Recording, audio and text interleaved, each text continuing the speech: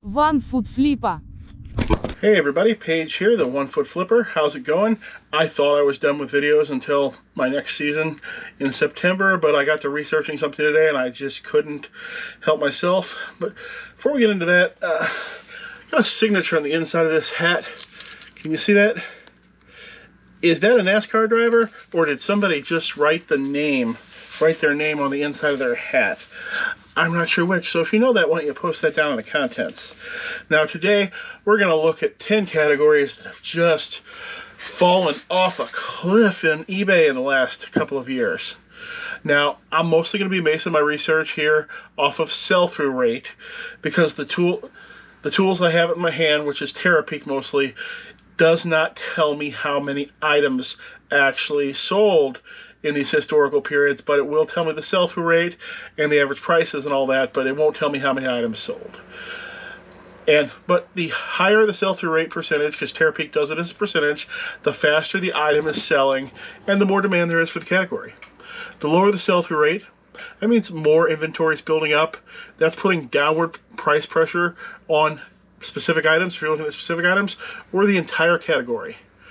In all cases of this video, I was comparing the sell-through rate of July 2022 against the sell-through rate of July 2024. Now, there is one unfortunate thing, is the sell-through rate of nearly everything has fallen in the past 2 years. I was only able to find a couple of things that actually had an increased sell-through rate versus 2 years ago. So yeah, the depression is real, or recession. Nearly everyone is building up inventory in basically every category faster they can sell it. However, these categories I'm going to look at, they've had particularly high fall-offs, and they mostly have secondary problems that are making them less likely to just recover nicely when the economy turns around. Alright, let's look at our number one. It's books. Books are definitely facing long-term decline as a category.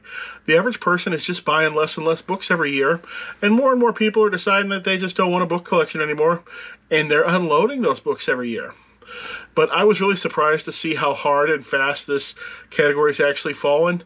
I thought it would just be a very gradual, tiny decline year over year for the rest of my life, and it still wouldn't even be totally dead when I was an old man. I did not expect the apocalyptic fall-off that I found. Hardcover books, in 2 years' time, mind you, fell from an 8% sell-through rate to less than a 3% sell-through rate. Paperbacks fell from 13 to 3% in the same time period. Note, paperbacks fell harder because when sellers are just desperate to get rid of these books, you can get the hardcover books at the same price. That's why paperback books fell harder. Books also face the serious problem that every day more titles fall to a market price that's just not sellable by a normal seller. You can't ship the thing out. Between shipping and eBay fees, you can't ship it out. Only charity and some high-volume booksellers that either have pre-sort media mail rate or they're using bound printed matter rates, only those people can sell 99% of books these days, because they can get their break-even price on those books at more than $2 lower than you can. And in case of the charity ones, their inventory is free, and their employees may be being paid for with various grant money, so they have almost zero costs. And there's no chance of the book category turning around in the lifetime of anybody watching this video. It's not going to happen. It's going to continue to get worse every single year. Doesn't mean that the bolos don't exist, but the category as the whole, no way. Oh, and that's the same thing with every category in here. It doesn't mean that you can't make money in that category or that there are no bolos. It means the category itself keeps getting worse and worse. Number two, no, it's Funko Pops. Technically, I just went with the entire Funko brand. I didn't check, it wasn't Pops specifically, but these once hot collectibles that everybody wanted have fallen from a 41% sell-through rate to just under 9%, and that was actually much better than I thought it would be, because I think a lot of those Funko Pops that got up really high in value are still falling in value and thus becoming affordable and selling to the pop collectors who are left. Although plenty of Funko Pops are now also being sold at prices where the seller definitely loses money just shipping it out. A bunch of them sell every single day at $5 shipped or less, and you cannot list and ship a Funko Pop for $5. Doesn't work. Our third category, trading cards of every type. I went through this category in multiple ways. Just searching the word tops, to think about general sports cards. 18% sell-through rate 2 years ago, 6% today. Searching PSA to check out your graded cards. Those were selling at a 43% sell-through rate 2 years ago, down to 15. So yes, the graded cards are selling worse today than the non-graded cards did 2 years ago. Signed cards dropped from a 35% sell-through rate to 13. Magic, and this is not just sports cards. Magic the Gathering cards dropped from 24% sell-through to 7%. And no small part of that is Wizards of the Coast, the owner of the Magic the Gathering property. They've been making a continual effort to suck all of the value out of the secondary market with reprints. They say, oh, this card is worth $50. Let's make more of them and sell them ourselves for $20 until the card's not worth anything. Yu-Gi-Oh! Went from 23% to 6% sell-through rate, and Pokemon, 37% to 9%. Yes, Pokemon cards are now worse than your standard Topps baseball card was 2 years ago. And all these numbers seem fairly similar in their drops, as the card markets do tend to rise and fall together. They are very linked to the overall economy, and the high-end card market is extremely linked to the performance of cryptocurrency, because a lot of your guys who are interested in cryptocurrency are interested in having valuables in unregistered assets that are off the books, that nobody knows who owns it, such as cryptocurrency, or, this graded Bruce Lee trading card that's worth $4,000. Thus, they'll take money out of crypto, and it'll flow into trading cards, and it'll flow out of trading cards and back into crypto. While I predict card categories will make more comebacks and more falls in the future, I feel it will mostly be centered around new releases. A lot of the old stuff's just going to continue to drift sideways in price, if not downward, except for your absolute top-tier items. Your Magic the Gathering Black Lotuses, and your first edition Shadowless Charizard, and your whatever Babe Ruth rookie card. All those things are going to be fine. That card Sandy Koufax signed, and that's been slabbed and graded by PSA, that's probably going to be fine long term. But those packs you cracked 3 years ago, they're probably never going to see any appreciation in value. Number 4, this will be the shortest one, NFTs. NFTs are so dead that I was unable to do the research, as most NFTs and categories have no sales in the month of July of 2024. Although there are plenty of poorly researched articles that are listing NFTs as hot products, even on eBay, as of 2024, but they are not. All right, next up, unfortunately, is music. All music, unfortunately, even vinyl. Vinyl fell from a 12% sell-through rate to a 5% sell-through rate. Cassettes fell from 17% to 5%. I was unable to search for CDs all on their own because the search string of CD is rejected by Terapeak for being too short, so I did search for CD lots. And CD lots fell from a 32% sell-through rate to a 9% sell-through rate. You see, your music categories, they've got a lot of competition from your various streaming services, both the ones you pay for, like Apple Music or Amazon Music or just YouTube. I don't know why anybody pays for any of those streaming services when, as far as I can tell, every song in the world is just on YouTube. And there's also a continual dwindling install base of hardware to actually listen to physical media music. And do you have a tape deck set up anymore? Do you have a record player set up? Do you use it? Is there actually a CD player set up in your house where you actually use it all the time? Does your car still have one? Do cars still come with CD players? That's quite a question. There is this supposed resurgence of vinyl. I mean, yes, last year was vinyl's biggest, year and since, the 80s or whatever, but that growth is tapering off, and it's not nearly as large as you'd think. It's just a bright spot in an otherwise dead industry. Fact is, the U.S. recording industry only sells one new record album each year for every 6 people in America. and it's about evenly split between CDs and records, with records selling just a few more last year than CDs did. But here's the thing. Apparently almost nobody who's buying those records are actually listening to them, because various studies have shown that 50% of people buying a record do not own a record player. They buy them to collect them, they hang them on the wall, they look at them, they don't play them. And then 40% of buyers, they do own a player, but they say that they rarely or ever use it. So you only got 10% of your album buyers, your vinyl buyers, actually buying and listening to those albums. The rest of them are hanging them on the wall or putting them on a shelf for feel goods and not actually listening to them. That's kind of why I got rid of my physical video game collection, because I was doing the same thing with that. Used vinyl is likely to downturn eventually, as the demographics with the money will soon be the demographics whose favorite era of music is least available on vinyl. Like me, I'm 47.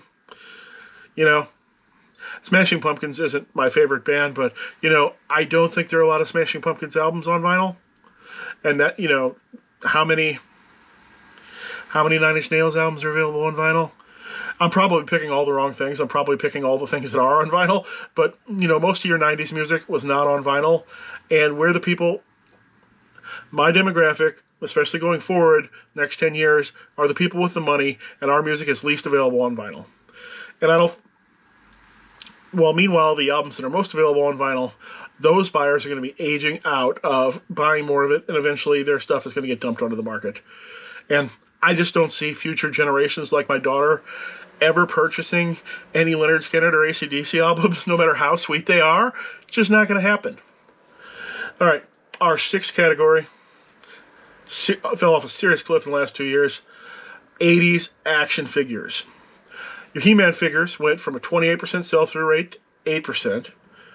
Your Thundercats went from amazing 52% sell-through rate. That means 52% of all Thundercats listed on the site would sell in 1 month, so it only takes you 2 months to sell all of them on the site. Dropped from 52% to 15%. And your 1989 TMNT figures, you know, your first-gen TMNT figures, they went from 18% to 4%. Now, I'm sure the vintage toy market will heat back up when the economy does, but the 80s action figure market has probably already peaked in both price and demand. As right now, the inventory of those He-Man and Thundercats and whatever figures, Mask, Voltron maybe, all that stuff is building up. And it's building up at the same time the people who would want them are approaching their peak earning years. I'm not actually sure what age men stop buying action figures at, because I never got into that. But I don't know how much older than me it gets. Now, He-Man and Thundercats, they're unlikely to ever recover. However, properties that continued to have fan bases to later generations, like your Ninja Turtles, your Transformers, they will recover, including the figures from the 80s. Next up, might have predicted this one, DVDs and movies. Once again, like with books, the cliff was much steeper than I thought it was. Your sell-through rate of DVDs dropped from 19% 2 years ago to 16% last month. Blu-rays dropped from 38% to 12%.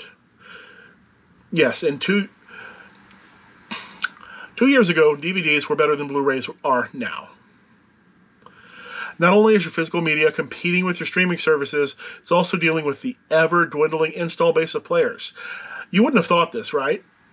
But you would actually be amazed at the number of people who either no longer own a disc player or don't have one set up, or all the people of younger than me and you who never had one in the first place.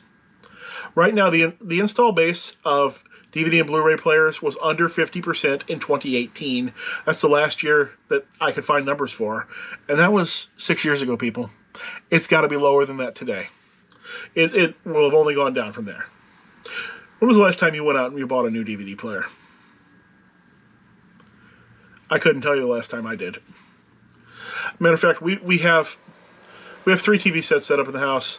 Only one of them has a player attached to it, and that gets used maybe 3 times per year. Honestly, I don't think it has gotten used since they took the red box out of the play spot. That was the only time it ever got used, by the way, is when we would get something from the red box, but red box is out of business now. Booth is still sitting there, though.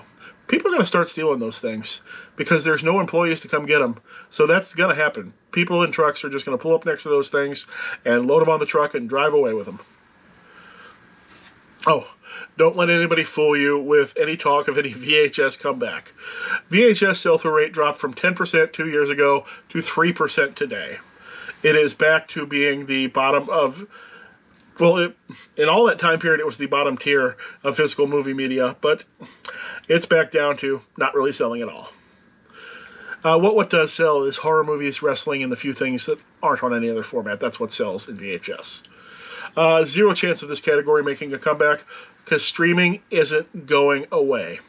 You're watching me right now on YouTube. You don't have a disc that says 1 Foot Flipper that you're going to put in and watch. You're watching me right now, and that should say enough right there. And the install base is just going to continue to shrink. Less and less young generations are even buying players. My daughter moves out, she probably won't move out with a DVD player. She just won't. And they're not even putting the disc players in most new computers. And do the new I doubt the next generation of consoles will even have disc drives. If they're smart, they won't. All right, our 8th category here. I wanted to find something a little bit more interesting, so I searched around for a lot of stuff, and I found Trump merchandise. You would think that with him being in the middle of a presidential run, that his merch would be selling faster than it did 2 years ago. But that just isn't the case.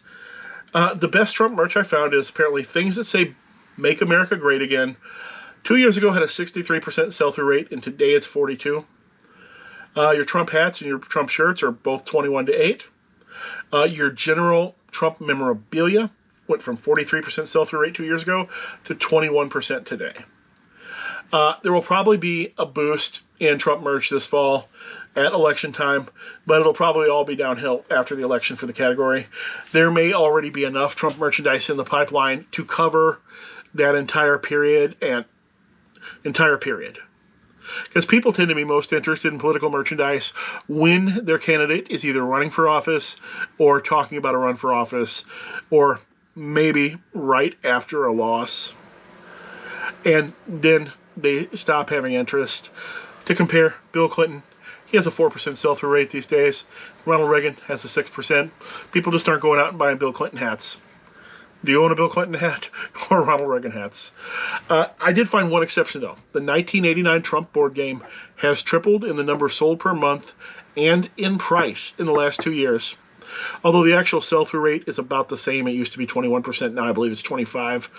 Because people are managing to pick it at a much higher rate to meet that much higher demand that the game now has. Oh, and none of that was meant to be political. I'm not a political person. I'm not going to vote in the next election. I'll cut that part out. Number 9, scrapbooking supplies. Your scrapbooking stuff had a 12% sell-through rate in 2022. People were still working to complete those scrapbooks they started during COVID. However, the sell-through rate today has fallen below 2%. I'm seeing this stuff sealed in the bins now all the time. This is just unlikely to turn around. There's warehouses and warehouses full of this stuff that need to be unloaded. And it's also just working against the trend because the population of people who enjoy hobbies like scrapbooking, the average age of that population continues to go up. And thus, the long-term thoughts for this category are not good. Okay, our 10th and final one. Can you guess what it is? It's video games.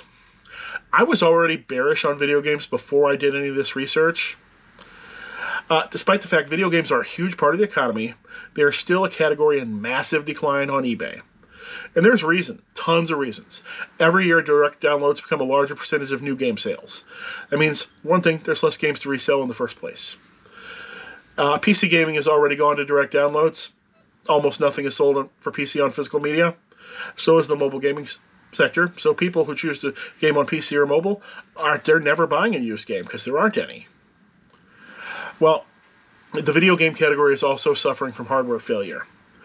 On each one of these consoles that's no longer produced, there's an ever-dwindling install base of the consoles. While games have a a much lower failure rate than the consoles themselves do. Sure, they can get scratched up, but even if they get scratched up, they can get resurfaced. They may suffer from bit rot, but that's pretty rare as well. Cartridges tend to have a pretty good survival rate. Either way, the games have a much higher survival rate than consoles.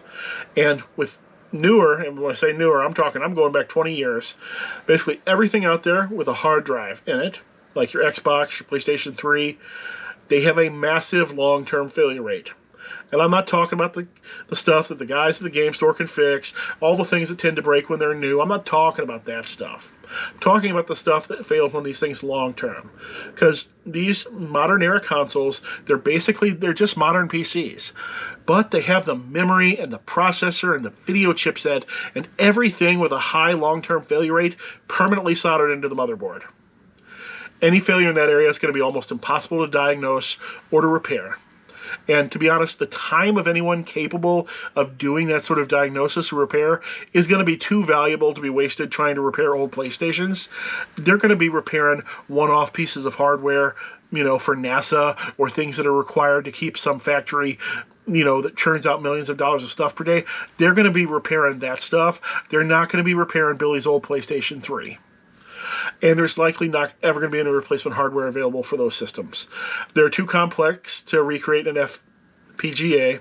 An FPGA is kind of a programmable chip, and they've remade a lot of the old consoles using FPGAs, but the newer ones are too complex. It'll probably never happen. And these consoles are simply too fast and complicated to emulate in a brute force fashion like most of the old systems are emulated. Now, I am not a low-level programmer or anything else, but I don't think it's possible to run an emulation. That means doing a software recreation of a chip using a chip that isn't much faster in clock speed than the chip you're trying to emulate. If I'm wrong, go ahead and post that down in the comments. But these consoles are running 3 gigahertz chips, and and your best PC is only running a 4 gigahertz chip. I don't think it could emulate that. And I don't think that's a sort of task that could be split over multiple processors. Once again, I could be wrong. Now, there are aftermarket replacement consoles available for most of your 20th century systems. However, these are the same systems that are much easier to repair. They have much lower failure rates in the first place. If I find a Sega Genesis, it probably works. If I find a Nintendo, it will probably work if I replace that edge connector inside the unit. It'll probably work then. And another factor is almost everything worth playing on many older systems is either available on new systems or the PC as a direct download, often with upgrades, often as entire collections. I remember getting on Steam this $5 collection from Sega that had like 70 of their Genesis and Master System games on it. That can't, I'm not going to get a value like that buying physical cartridges. Now, while I've been saying that this category was on the way out for years, I was really shocked to find out how hard and fast it's fallen the last couple of years. PlayStation 3 games, in the last 2 years, gone from a 40% sell-through rate to 10%.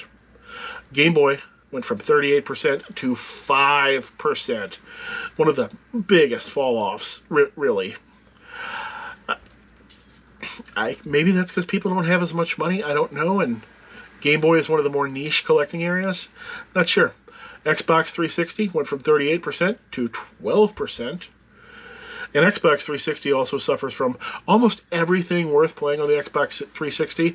Also has a PC version that you can buy on Steam for $2, and the PC version is better in every single case. I think there are very few exclusives for that system. Even your PlayStation 5 went from 45% sell-through rate to 16%. That's the current generation of consoles here, people. That's the ones that people are buying brand new in the store, and the sell-through rate is still terrible now. Even classic consoles like Super Nintendo have dropped. 43% sell-through rate on Super Nintendo games 2 years ago, 14% today. Overall, this means that in 2 years, the amount of video game inventory that sellers have has tripled in ratio to the demand. And the long-term trends in this category mean that it just it can never recover. There might be a dead cat bounce if the government ever gives out free money to lazy 30-year-old men again, but it's going to be temporary. Or the 30-year-old men don't have to be lazy, and they could also be 40 or 20. Now, one exception here is video game items in the absolute highest price tiers are going to continue to rise in value because they're going to vanish into the whale collections. The people who have collections that are really not limited in price, these are people who, you know, whose net worth is in the millions of dollars, and they have no problem having a video game collection worth $500,000.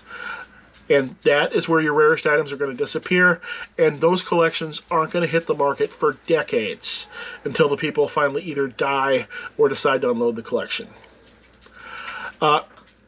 And every console ever has this happen. When the console comes out, the price will drop and drop and drop and drop on eBay in the secondary market. Eventually, it will bottom out, and then it will start rising as failures of the units make the consoles working harder and harder to get.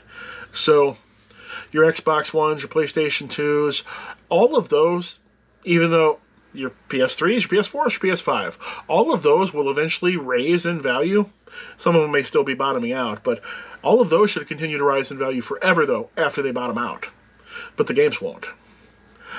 All right, post all your disagreements down in the comments. Hope to see you again soon.